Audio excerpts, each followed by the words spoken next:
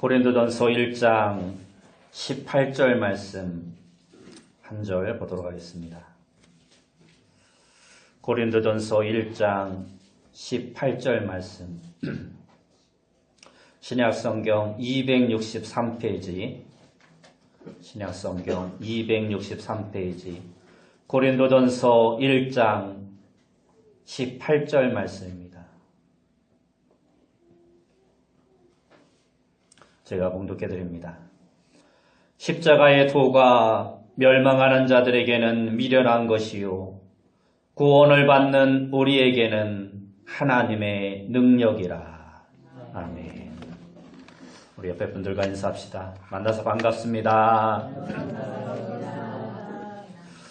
다시 한번 인사합시다. 오늘도 큰 은혜 받읍시다.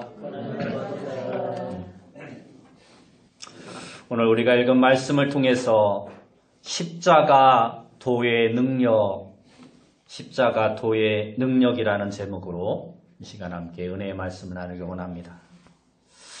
그리스도인들 뿐만 아니라 전 세계인들에게 사랑을 받고 감명을 준 영화 가운데 벤허라는 영화가 있습니다. 아마 여러분들도 한 번쯤은 다 보셨으리라 생각합니다. 이 영화는 로마가 이스라엘을 지배하고 있을 때의 이야기입니다. 주인공 베너는 적군의 로마 군인들에게 붙들려 졸지에 노예 신사가 되고 맙니다.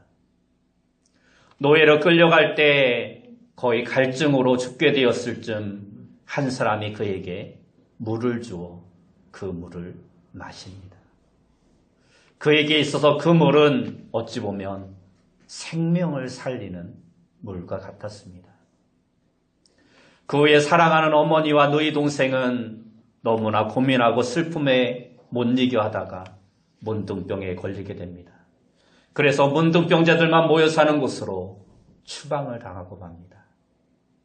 한순간에 가정이 풍지박산이 나고 만 것입니다. 베너는 노예로 끌려가 뱃속에서 노를 젓는 일을 하게 됩니다. 이제 죽기까지 그는 이 일을 해야 했습니다. 로마의 군인들은 노예들이 배를 젓다가 체력을 다하고 체력이 약해지면 배에서 죽여서 바로 바다에 던져버렸습니다. 이제 그의 인생은 거의 끝장난 것과 같았습니다. 그런데 그가 타고 있던 배가 침몰하는 상황을 맞이하게 됩니다. 그리고 침몰하는 그 배에서 베너는 로마 고위 호민간의 생명을 구하게 됩니다. 그래서 그는 호민간의 양아들이 되는 행운을 얻습니다. 그러던 어느 날 예수라는 청년이 사형당한다는 소문을 듣고 베너는 구경을 나갑니다. 그리고 그 예수라는 청년을 보고 베너는 깜짝 놀랍니다. 바로 그가 자기가 노예로 끌려갈 당시 갈증으로 거의 죽게 되었을 때 자기에게 물을 주었던 그분이었던 것입니다. 그분이 바로 예수 그리스도였습니다. 베너는 미친 듯이 달려가 물을 떠서 예수님에게 마시게 합니다. 그러다 로마 병정이 채찍으로 치며 물을 주는 것을 막습니다. 그렇지 않아도 그는 로마인들에게 노예로 끌려가서 고생한 것을 생각하면 치가 떨리던 삶이었습니다. 그의 마음에는 로마인들을 향한 증오가 다시 불타올랐습니다. 그런데 십자가에서 못 박혀 죽으시는 예수님을 바라보는 순간 그의 마음에 평화가 깃들게 됩니다. 로마 병정들을 오히려 불쌍히 여기는 사랑의 마음이 그의 마음에 싹틉니다. 예수님께서 십자가에 못 박혀 죽으시는 순간에 베너의 마음에 왠지 모르는 기쁨과 감동의 눈물이 흐르게 됩니다. 그 순간에 놀랍게도 그의 어머니와 누이의 문둥병도 깨끗하게 치유함을 받습니다. 예수님께서 십자가에서 죽으시는 순간 병도 다 나았고 마음의 미움과 근심, 걱정이 다 사라지고 가정도 다시 회복된 것입니다. 이처럼 십자가는 능력이 있습니다. 그런데 이 영화에는 잘 나타나지 않지만 뒷이야기로 전해지는 이야기가 있습니다. 당시 배너를 촬영한 영화 감독은 수천 명의 엑스트라 배우들에게 이렇게 말했다라고 합니다. 여러분, 예수님이 십자가에 못 박히는 순간 모든 촬영을 할 때에는 아무것도 하지 마시고 십자가만 약 10분 정도 그냥 바라보시기 바랍니다. 배너에는 수천 명의 엑스트라 사람들이 있었습니다. 그 모든 사람들이 그 순간에 아무것도 하지 않은 채 그냥 십자가만을 바라보는 것입니다. 모든 엑스트라뿐만이 아니라 촬영하는 조명, 촬영 기사까지 십자가에 주목하는 것입니다. 그 십자가에 달린 예수를 주목하는 것입니다. 그리고 모두가 그렇게 하였습니다. 어찌 보면 돈을 받고 하는 배우들이기 때문에 하라는 대로 했을 뿐입니다. 그때 수천 명의 눈가에서는 자기들도 모르게 눈시울이 적셔지면서 모두가 감격 속에 주르르 눈물을 흘렸다고 합니다. 모두가 진실처럼 경건하게 된 것입니다. 그런 은혜의 순간은 없었다고 모든 사람들이 고백하였습니다. 이처럼 십자가는 능력이 있습니다. 오늘 본문에서 사도 바울은 이렇게 말하고 있습니다. 십자가의 도가 멸망하는 자들에게는 미련한 것이요 구원을 받는 우리에게는 하나님의 능력이라. 하나님의 능력이라.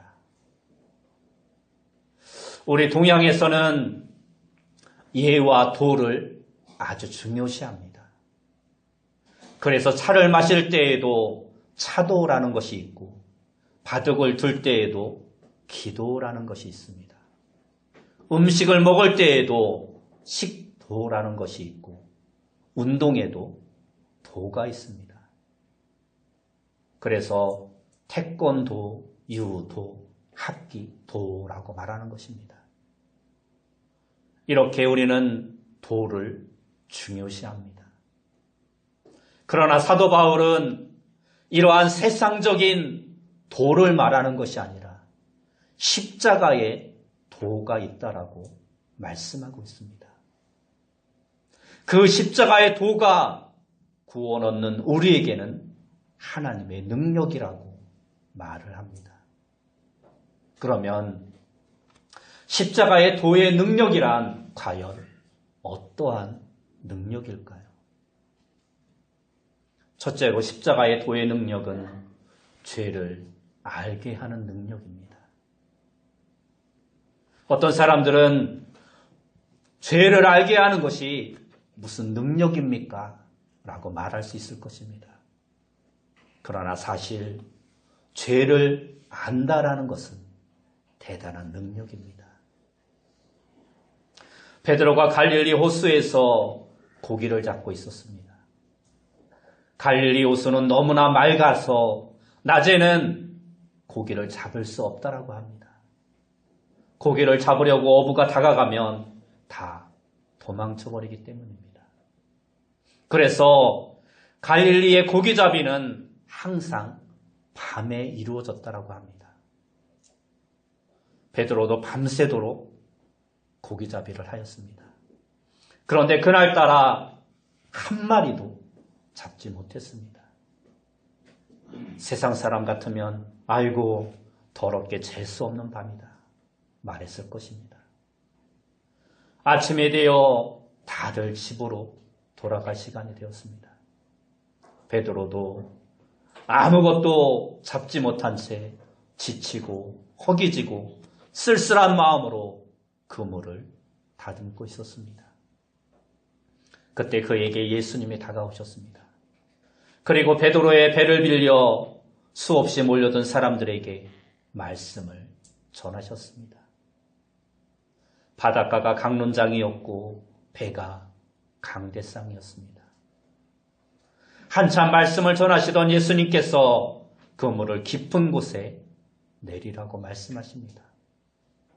낮에는 고기가 안 잡힌다는 것을 베드로는 너무나 잘 알고 있었습니다. 그러나 베드로는 예수님의 말씀에 순종하여 그렇게 하였습니다. 그러자 그물이 찢어질 정도로 고기가 많이 잡혔습니다. 그때 베드로는 예수님에게 이렇게 고백합니다. 주여, 나는 죄인이로소이다. 나를 떠나소서. 예수님을 인격적으로 만나자 베드로는 자기의 죄를 볼 수 있는 능력이 생긴 것입니다. 어느 처녀가 호두과자 한 봉지를 사가지고 기차에 올랐습니다. 그런데 그의 옆에 한 남자가 앉아 있었습니다. 그 남자와 여자 가운데 호두과자를 놨는데 이 남자가 자꾸 호두과자를 꺼내 먹는 것입니다. 기가 막혔습니다. 그러나 남자는 아무렇지도 않은 듯 끝까지 계속해서 호두과자를 꺼내 먹는 것입니다. 그러더니 마지막 한 개가 남았는데 이 남자가 얼른 호두과자를 줍더니 반을 잘라서 여자에게 주는 것입니다. 여자는 아이고 세상에 별 남자가 다 있네 하면서 그것을 받아 먹었습니다. 그런데 처녀가 자기 집에 와서 가방을 보자 자기가 산 호두과자가 백 속에 그대로 있었던 것입니다. 그 호두과자는 자기가 산 호두과자가 아니라 본래 그 남자의 호두과자였던 것입니다. 순간 이 여자는 얼굴이 빨개졌습니다. 이처럼 사람은 자기의 죄를 깨닫는 것이 그렇게 쉬운 일이 아니라는 것입니다. 몰라서 잊어버려서 사람들은 죄를 죄로 인식하지 못할 때가 많다라는 것입니다. 죄를 깨닫고 잘못을 깨달을 수 있다는 것은 이처럼 대단한 것입니다. 오늘날 이 사회의 문제는 죄를 짓고도 자신의 죄를 깨닫지 못하는 데서 오는 것입니다. 그러나 십자가는 죄를 알게 하고 죄를 깨닫게 하는 능력이 있습니다. 깨닫는 것이 곧 능력인 것입니다. 너무나 행복하게 사는 부부가 있었습니다. 어느 날 아내의 생일이 되었습니다. 남편이 묻습니다. 여보, 당신 생일인데 내가 무슨 선물을 해줄까? 그러자 아내가 말합니다. 아무것도 말고 2시간 동안만 내가 무슨 이야기를 하든지 대꾸하지 말고 들어주는 선물을 나에게 주세요. 그냥 들으면서 맞다, 오라, 그렇지 이렇게 3마디만 해주시면 됩니다. 라고 말을 합니다. 그러자 남편은 여보, 그게 무슨 선물이야. 그거는 그거고 그래도 받고 싶은 선물이 있으면 말해봐 하고 이야기를 합니다. 그래도 아내는 아니라고 무슨 이야기든지 내 이야기를 그냥 2시간만 들어달라고 부탁을 합니다. 그래서 남편은 그렇게 하겠다라고 약속을 합니다. 그래서 무슨 이야기를 하든지 2시간만은 맞아, 오라, 그렇지라는 3마디만 하기로 약속을 했습니다. 2시간만 그렇게 하면 되는 것입니다. 아내가 말합니다. 여보, 우리 처음에 기차에서 만났지요. 그러자 남편이 말합니다. 아니지, 버스에서 만났잖아. 아내가 말합니다. 여보, 나하고 약속했잖아. 2시간만 맞아, 오라. 그렇지, 이 3마디밖에 안 하기로 했잖아. 알았어, 미안해. 그렇게 할게. 그리고 아내가 또 묻습니다. 당신이 먼저 내게 프로포즈 했잖아.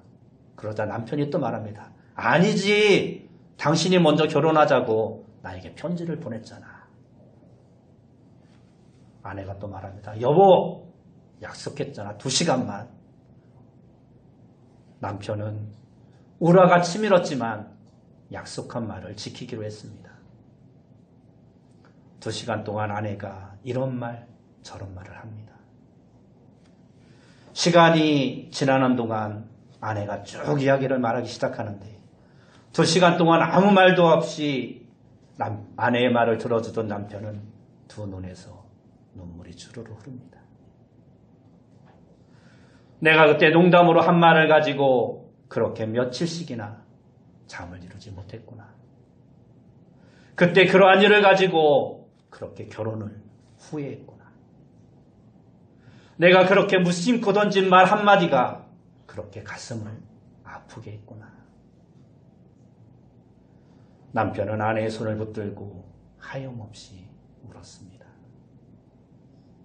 이처럼 죄를 깨닫는 것은 아주 대단한 능력인 것입니다.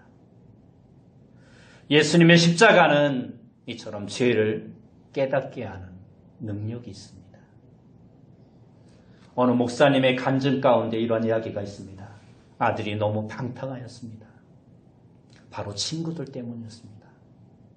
못된 친구들과 어울려 늘 나쁜 짓만 하고 다녔습니다. 이 아버지는 아들이 그 친구들과의 관계를 끊으면 되리라 생각하고 아들을 잘 되게 하고자 미국으로 이민을 갑니다. 미국에 가자 아들은 얌전해졌습니다. 그러나 몇 년이 지나고 이 아들이 영어를 잘 할 수 있게 되자 친구들을 사귀자 또 방탕한 삶을 살게 됩니다. 하루는 술을 잔뜩 먹고 또 친구들과 죄를 범하고 집으로 돌아왔습니다. 어두운 방 안에서 아버지가 펑펑 울면서 자기를 위해 기도하는 것을 이 아들은 보게 됩니다. 방 밖에서 아버지의 눈물로 뒤범벅이 된 기도를 들으면서 아들은 자기의 죄를 깨닫습니다. 그리고 그는 철저히 회개하고 신학교에 들어가 목사가 됩니다. 그리고 그 목사님의 간증 가운데 이런 말을 합니다. 죄를 볼 줄 아는 능력, 죄를 깨닫는다라는 것은 정말로 큰 능력입니다. 그것이 바로 새로운 사람을 만들게 되기 때문입니다. 그렇습니다. 죄를 깨닫는 것은 이처럼 큰 능력입니다. 사도 바울은 자기가 제일 잘난 사람으로 알았습니다. 그래서 그의 본 이름은 사울이었습니다. 사울이라는 이름의 뜻은 가장 큰 자라는 것입니다. 이처럼 사울은 자신의 능력을 자랑하고 자신이 가장 큰 자라는 자부심을 가지고 살았던 사람이었습니다. 그러나 다메섹으로 예수 믿는 이들을 잡아 죽이러 가다가 그곳에서 예수님을 만납니다. 복음을 만나게 된 것입니다. 그리고 십자가의 도를 깨달았습니다. 그리고 제일 먼저 온 현상은 자기가 죄인이라는 사실을 깨달은 것입니다. 그는 자신을 가리켜 그의 서신에서 이렇게 말합니다. 나는 죄인 중에 괴수입니다. 나는 만삭되지 못하여 난 사람 같습니다. 그래서 그의 이름을 가장 큰 자였던 사울에서 가장 작은 자란 바울로 바꾸게 된 것입니다. 죄를 볼 줄 아는 것은 십자가의 능력입니다. 두 번째로 십자가의 도의 능력은 죄 사함의 능력입니다. 십자가는 죄를 알게 할 뿐 아니라 죄를 사하여 주는 능력이 있습니다. 나 같은 죄인 살리신 그 은혜 고마워. 이 의미가 무엇인지를 알려줍니다. 죄사함을 깨닫게 하고 확신을 주는 것이 바로 은혜입니다. 미국의 빌 하이빌 목사님이 은혜를 비유하면서 이러한 예화를 들었습니다. 성적표를 나쁘게 받은 자녀가 어머니에게 와서 성적표를 보여주었습니다. 이때 나타나는 어머니의 반응은 세 가지로 표현할 수 있다고 합니다. 첫째 반응은 아이고 기가 막혀. 너 밥 먹고 뭐 했니? 남들은 시험 잘 봐왔었는데 성적이 이게 뭐니? 이것도 성적이라고 받아왔니? 호통치는 반응입니다. 자녀는 자기가 공부를 안 했으니 이러한 결과가 나왔다라고 아무 말도 할 수 없는 것입니다. 두 번째 반응은 어머니가 한숨을 내쉬며 아이고 어쩌겠니? 다음엔 잘하거라 하고 말하는 것입니다. 이것까지도 자녀에게는 백골난망입니다. 세 번째 반응은 어머니가 아이의 목을 끌어안고 야, 너 뭐 먹고 싶니? 수고했다. 아이고 기죽을 필요 없어. 다음에 잘하면 되지. 그럴 수도 있어.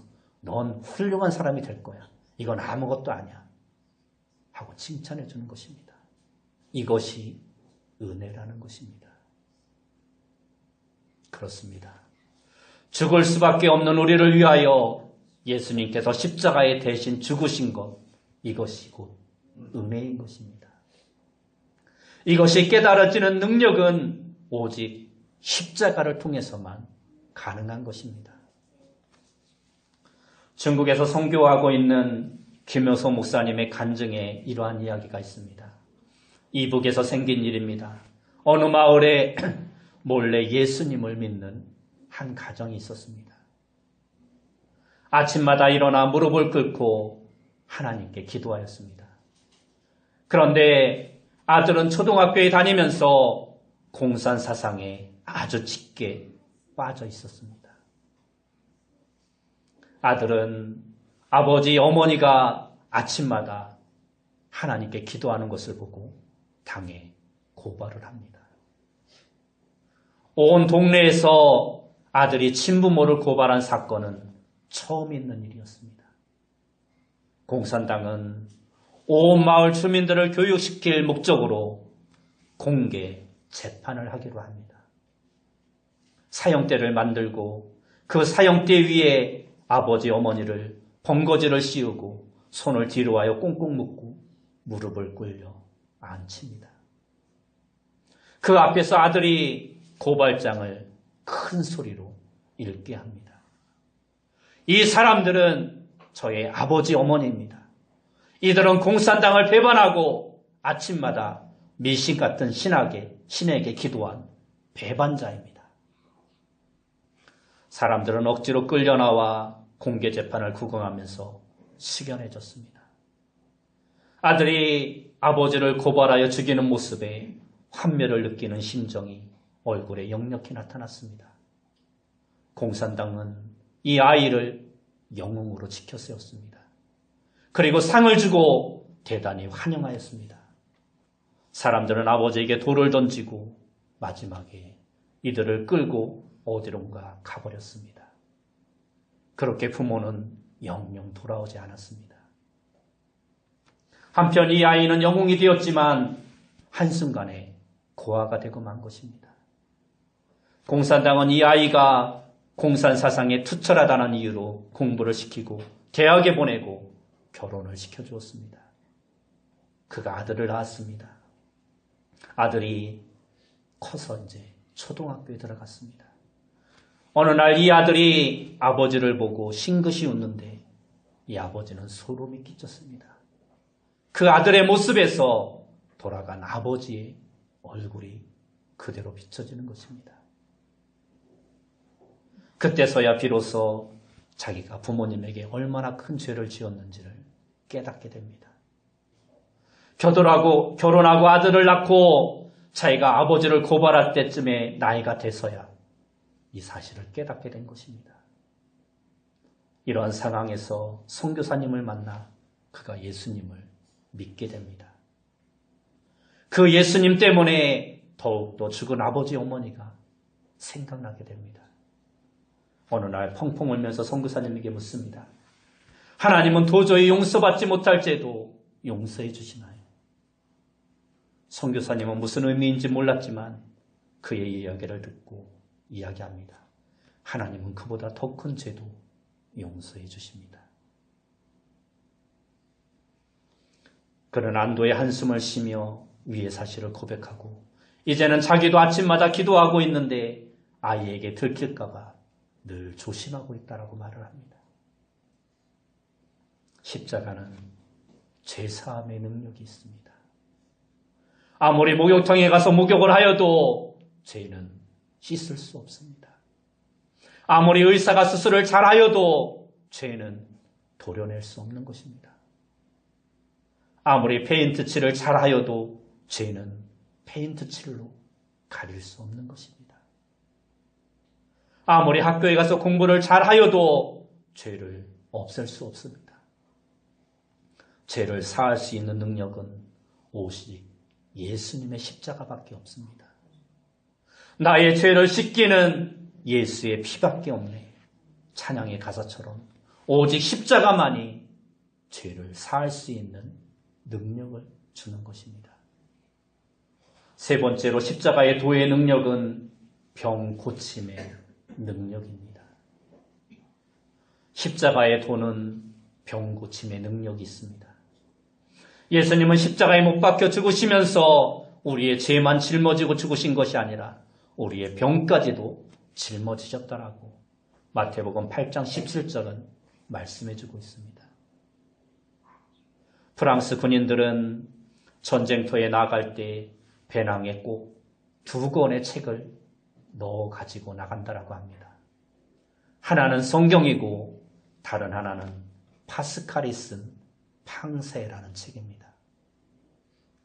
이 파스칼이 팡세라는 책을 쓰게 된 동기가 있습니다.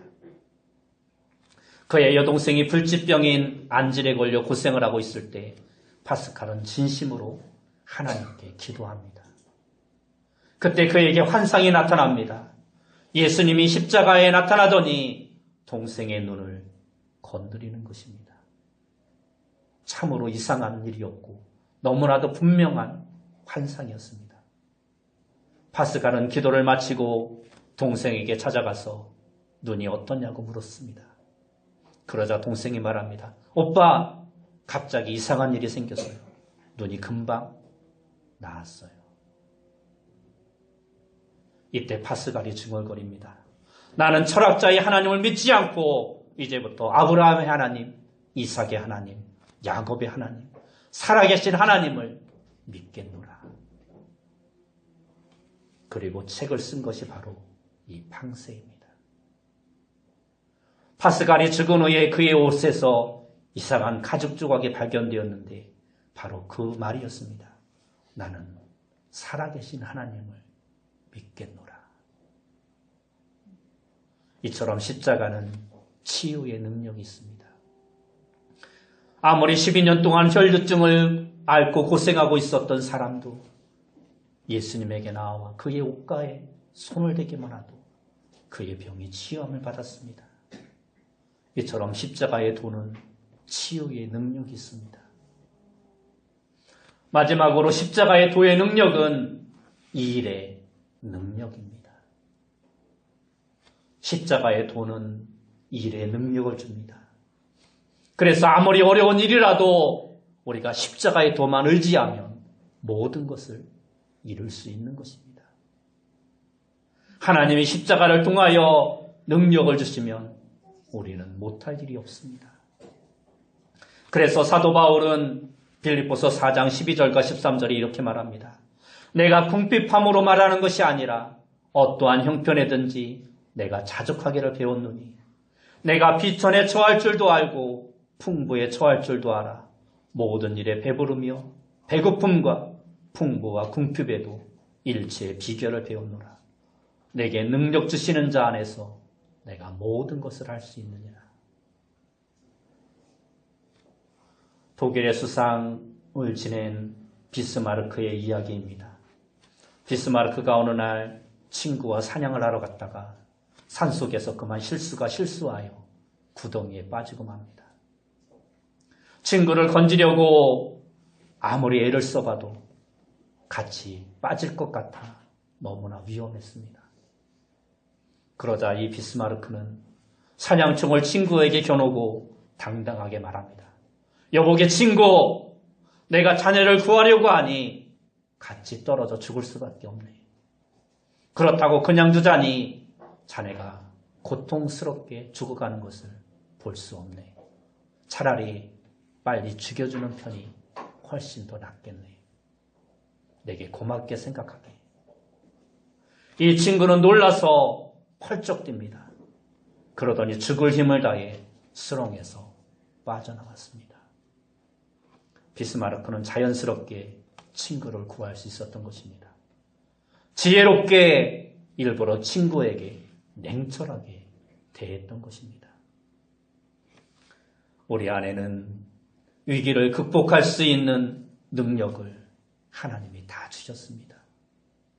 이미 여러분 안에 이 능력이 들어와 있습니다. 이 능력은 하나님이 주신 능력입니다. 그러므로 우리가 하나님과 함께하기만 하면 이 능력은 10배, 100배, 1000배로 나타나는 것입니다. 이처럼 십자가의 도는 이 일을 할 수 있는 능력을 우리에게 주십니다. 십자가의 도는 우리에게 능력을 줍니다. 그러나 이 십자가의 도는 내 능력이 아니라 하나님의 능력임을 우리는 인정하고 믿어야 합니다. 오늘 우리는 4가지 십자가의 도의 능력을 살펴보았습니다. 첫째로 십자가의 도의 능력은 죄를 알게 하는 능력입니다. 두 번째로 십자가의 도의 능력은 죄사함의 능력입니다. 세 번째로 십자가의 도의 능력은 병 고침의 능력입니다. 그리고 마지막 4번째로 십자가의 도의 능력은 일의 능력입니다. 여러분 모두가 이 십자가의 도의 능력을 통하여 죄를 바로 알고 죄사함과 병 고침의 능력을 받고 주님이 주시는 능력으로 모든 일들을 이뤄나가는 귀한 성도님들이 다 되시기를 예수님의 이름으로 축원합니다.